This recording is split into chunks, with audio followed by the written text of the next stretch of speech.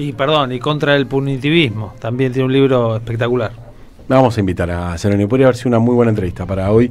Bueno, acá la gente se engancha con un montón de cuestiones que tienen que ver con las prisiones, pero el señor Nicolás Dulcich nos va a llevar a algo, a ver, para tratar de circunscribirlo al tema.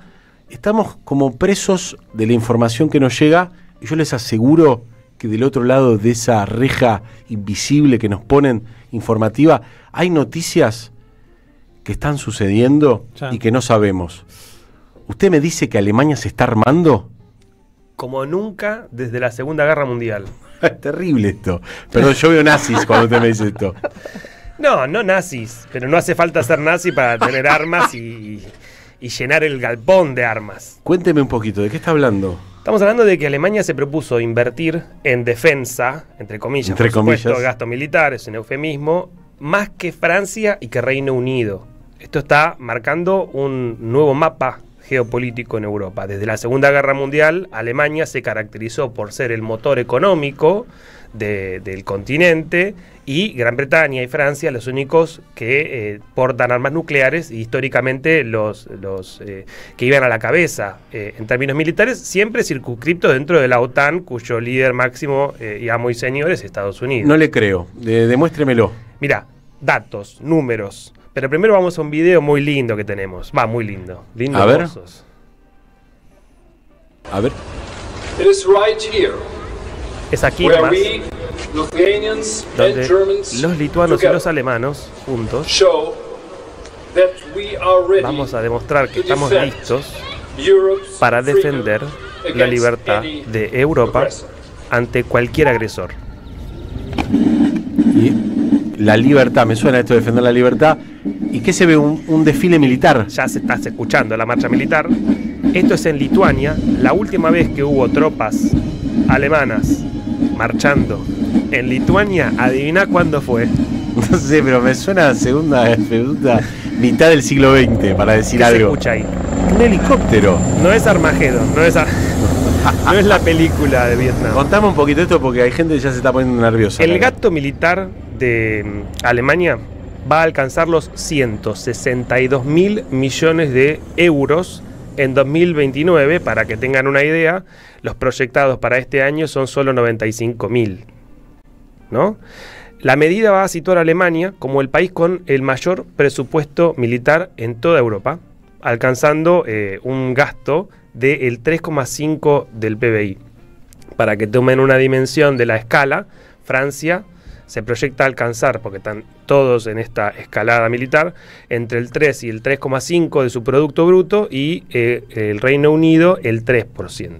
Si esto se concreta y estos números se terminan dando para el año 2029, Alemania no solo va a lograr armarse hasta los dientes como nunca antes, sino que va a dejar atrás la tan mentada disciplina fiscal que la caracterizaba. Esta idea de no endeudarse. Yo no sé si ustedes sabían, pero hay una limitación legal para los gobiernos para endeudarse. Bueno, esta reticencia histórica a asumir esa deuda se acabó, porque el mundo, tal y como lo conocíamos, cambió. Ese mundo que nosotros veíamos en las películas, la idea de la ONU, el modelo de Naciones Unidas en la escuela, ese mundo regido por el derecho internacional, el Consejo de Seguridad de Naciones Unidas, todo eso fracasó y vamos hacia una cosa completamente distinta. El realme alemán se hizo posible gracias a esa reciente forma constitucional, y se calcula que va a emitir 1 billón de euros en deuda para defensa e infraestructura en defensa. La pregunta es, bueno, ¿cuál es la excusa? Lo escuchábamos recién en el audio, en ese desfile militar en Lituania. El que hablaba era el canciller alemán, Merz, que hace poco estuvimos hablando, que estuvo de visita en Estados Unidos y le mostraba la partida de nacimiento del abuelo de Trump. Esto nos está mostrando que no era un tipo, o sea, ya lo sabíamos, no se caracteriza, es un conservador. No es un progre. No, claro. Pero ¿cuál es la hipótesis que tiene Alemania en términos de conflicto militar? Y perdóname que te pregunte, pero vamos al grano.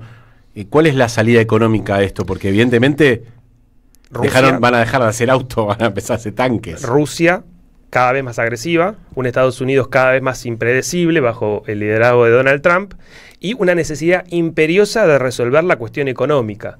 Pero para eso yo quiero que les propongo escuchar a Vincenzo De Luca, un político italiano, para que lo tengan un poco en consideración, originario del sur, infancia en el Partido Comunista y desde 2007 miembro del Partido Democrático, que sería de centro izquierda. Hoy preside la región de Campania, la capital de Campania es Nápoles. Podemos escuchar el video. La Germania está facendo una grande operazione di riconversione industriale. Está en italiano, pero básicamente lo que dice es que está haciendo Alemania una reconversión industrial. Dice, en 4 o 5 años todos estaremos viajando en autos chinos.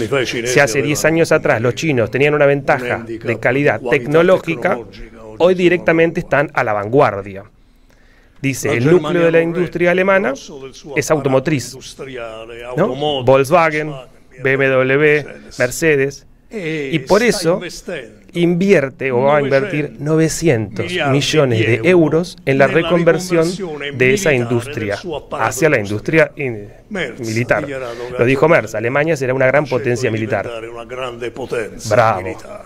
Bravo. Le mandaremos nuestras felicitaciones. Eso se entendió. Obviamente, dice, una vez que estas fábricas se transformen, ya no va a haber vuelta atrás, dice el político italiano, van a seguir produciendo armamento. No sé si soy claro. No, es que nosotros venimos hablando hace mucho tiempo de esto que decís vos, que el mundo como lo conocíamos no va a ser el mismo, y tiene que ver con esta idea de la multipolaridad, que no es simplemente un deseo, sino que es la tensión que existe entre China, Estados Unidos, y que en otros momentos históricos podemos decir que fue una transición ordenada. Hoy pareciera que no va a ser así, que Estados Unidos no va a ceder el espacio de potencia mundial y que China, por prepotencia económica, ya le está disputando.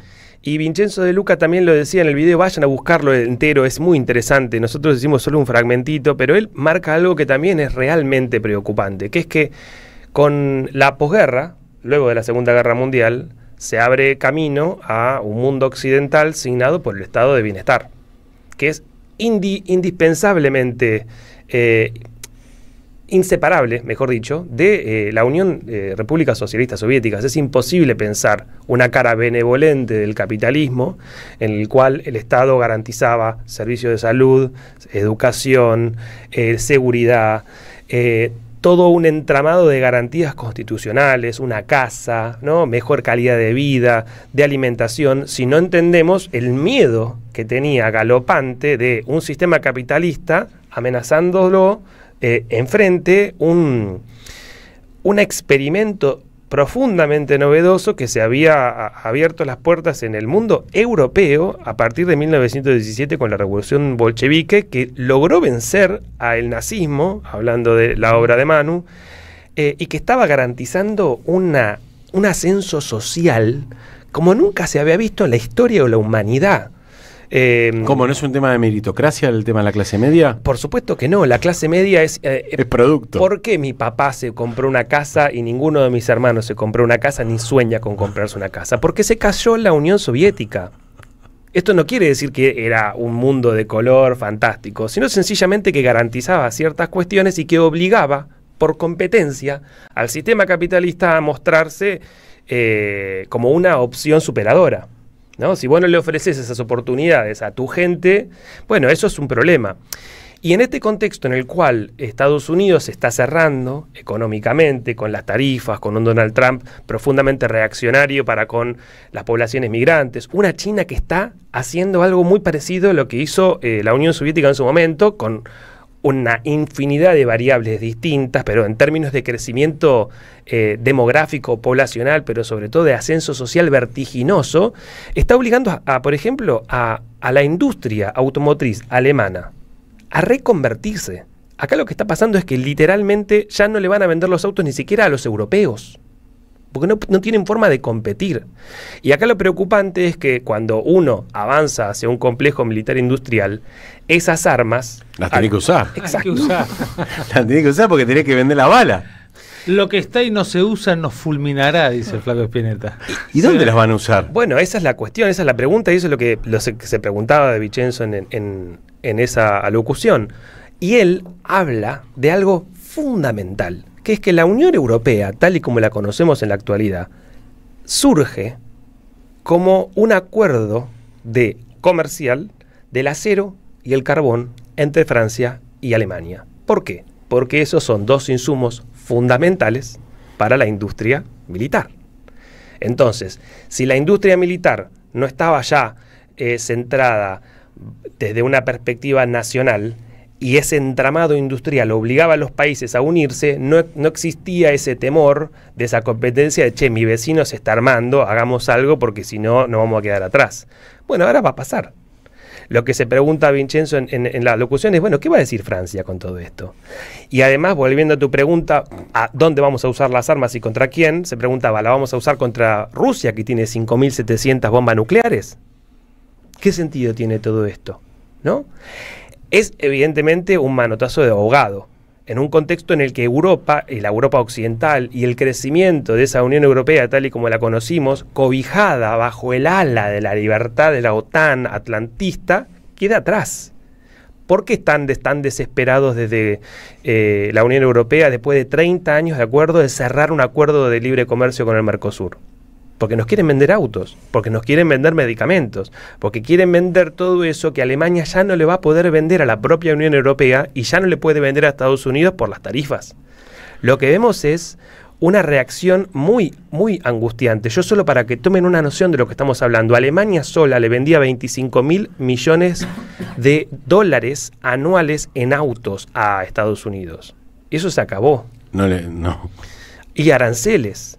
Pero además ya no solo se acabó por los aranceles y las cuotas que se ven reducidas del mercado, sino porque tenés una lluvia de autos chinos que, si yo estuve en México en enero y yo no lo podía creer, son todos autos chinos, y son espectaculares y son más baratos. Entonces uno entiende esto, los aranceles, ¿se acuerdan la voladura del Nord Stream 2? Sí, el caño que conectaba el gas. La guerra en Ucrania, el genocidio palestino, el expansionismo de Israel bombardeando a Irán, el Consejo de las Naciones, el Consejo de Seguridad de las Naciones Unidas, evidentemente en crisis, el futuro es incierto. China, que no para de ascender, los BRICS, estuvo hasta la semana pasada, el presidente, el primer ministro de India, después se fue a Brasil por esa cumbre de los BRICS.